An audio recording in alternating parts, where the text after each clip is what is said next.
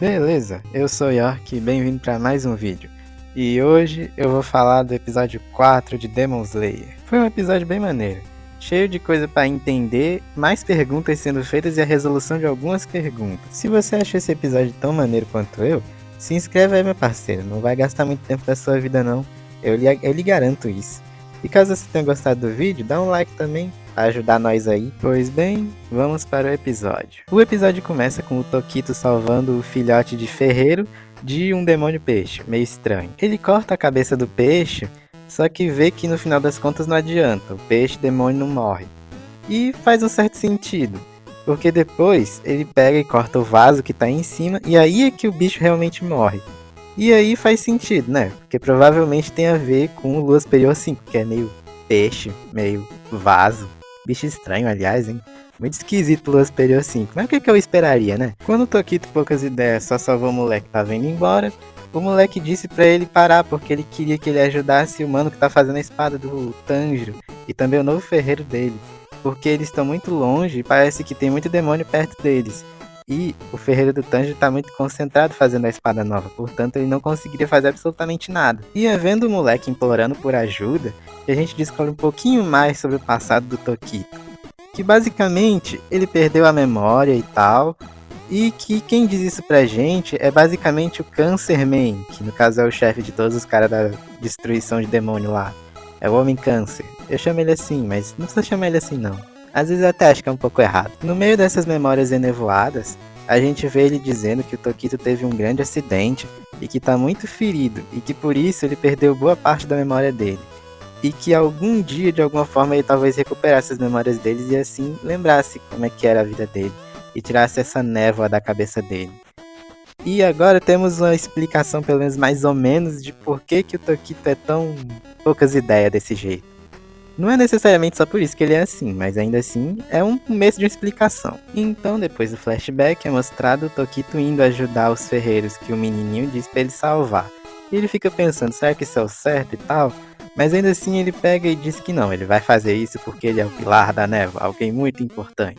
E agora voltamos a ver o menino Tangerina, que tá enfrentando novamente o Lua Superior 4, que se divide quase que infinitamente. Só que não é infinitamente pelo que dá pra ver. Segundo o que o Tanjiro mesmo diz, dá pra ver que quando ele divide uma parte dessas aí, coloridinha, acaba que ele meio que não tem tanta força quanto antes. O que significa que quanto mais ele se divide, menos forte ele fica. Colocando de forma mais entendível, cada um dos 4 principais coloridos tem um sentimento gravado na língua.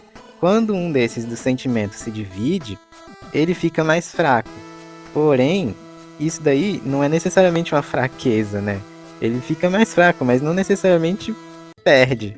Então tem que ter um jeito de arrumar pra matar esses bichos aí. Então voltamos pro núcleo do Genya e da Nezuko, onde tá acontecendo uma bela de uma porradaria, em que um demônio de moletom que representa a tristeza tá afincado lá com a lança no Genya. E por algum motivo muito nada a ver, ele não tá sofrendo tanto desse jeito. O próprio demônio diz que não consegue tirar a lança de dentro dele. O que é meio assim, nada a ver, mas ele consegue tirar depois, né, na pura força. Escorre um monte de sangue e eles pensam, não, moleque foi de base, não tem muito o que fazer não. Só que ele pega e começa a rezar, e por causa disso ele meio que volta assim, talvez até um pouco mais forte. Então, com o Genya voltando por trás do demônio pra cortar a cabeça dele, que nem ele diz 1 milhão de vezes até que ele morra, o demônio da raiva lança os choquinhos nele e paralisa ele. Então não tem muito mais o que ele possa fazer. Porém, num golpe de sorte, o Genya atira na mão do demônio da raiva, fazendo com que o choquinho pare. Aí o demônio da tristeza bate nele com a lança e joga ele pra longe. Então, tendo visto isso e ficado, sei lá, feliz, o demônio verde do prazer pega e dá um chute bem no meio da Nezuko que finca nela, entra dentro. Só que, né, tudo que vai volta. Então ele recebe uma na cara também. E, né, a cara dele parte no meio. Porque é um chute da Nezuko. Você esperava o quê? Pra piorar ainda mais a situação desse cramunhão, a Nezuko joga o sangue dela nele e começa a queimar, meus amigos. E é foguinho, então. Bonitinho, aliás, muito bonito. A Nezuko quebra o braço dele, pega o negócio que ele usa pra fazer vento e ainda joga ele pra longe, meus amigos. Isso sim é que é inteligência. Porém, como a alegria de pobre dura pouco, o demônio da raiva pega e finca bem no meio do pescoço da Nezuko com aquele treco que ele segura na mão e dá um monte de choquinho nela. A alegria de pobre dura pouco, não é mesmo? Depois disso a gente vê o Genya novamente orando e aí depois disso mesmo, todo ferrado, sangrando, destruído, ele ainda levanta e diz que vai matar o demônio da tristeza lá, o azulzinho. Gostaria de destacar aqui uma coisa. Primeiro, essas orações aí me lembram muito o Pilar da Pedra, que fica orando toda hora assim e tal.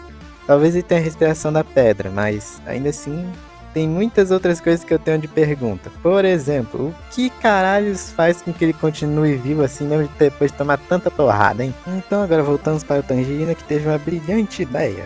Basicamente ele começa a correr e ele pensa, não, o bicho que tá voando provavelmente é mais ou menos um pássaro para conseguir voar. Então ele pega, finca a espada nesse bicho, tanto na perna dele quanto na cabeça, indo em direção exatamente para onde ele queria ir, e meio que ele usa o bicho de viagem, Demônio Express.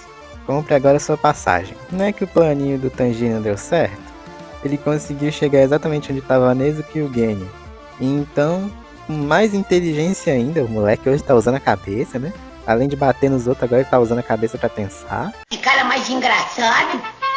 O moleque pegou e cortou um dos pés do demônio que voava pra pegar, e quando o demônio do raio for atacar ele, colocar essa pata na frente justamente pra ele não receber nenhum dano, já que ele não consegue atacar ele mesmo. Olha a inteligência do moleque. Aí depois disso ele pega e corta a cabeça do Cramunhão justamente pra se regenerar um pouco mais devagar, pra desse jeito ele poder tirar a Nezuko dali e poder fazer alguma coisa. Só que, né, como nenhum plano é perfeito, o demônio se regenera mais rápido do que deveria e quase acerta o Tanjiro no pescoço. Só que a Nezuko segura um pouco e não mata ele, não bate muito forte. Aí ela taca fogo no Cramunhão da raiva, o que consegue fazer com que eles sejam mais ou menos libertados ali por enquanto. Só que para fazer com que a situação fique mais complicada ainda, o demônio que a Nezuko tinha jogado lá pra puta que pariu voltou e agora tá aí fazendo pressão em cima dos dois com aquele ventinho. E pega e joga eles meio que num subsolo, num porão, e deixa os dois desacordados. Enquanto isso, tá lá o demônio da raiva, o demônio verde do traseiro, o demônio que voava, olhando pra eles três pensando, é agora que eu mato esses otários. Enquanto isso, no resto da Vila dos Ferreiros, uma cacetada de demônio peixe tava atacando os ferreiros lá, porque, né, o trabalho do Lua Superior 5 e 4 é destruir essa vila.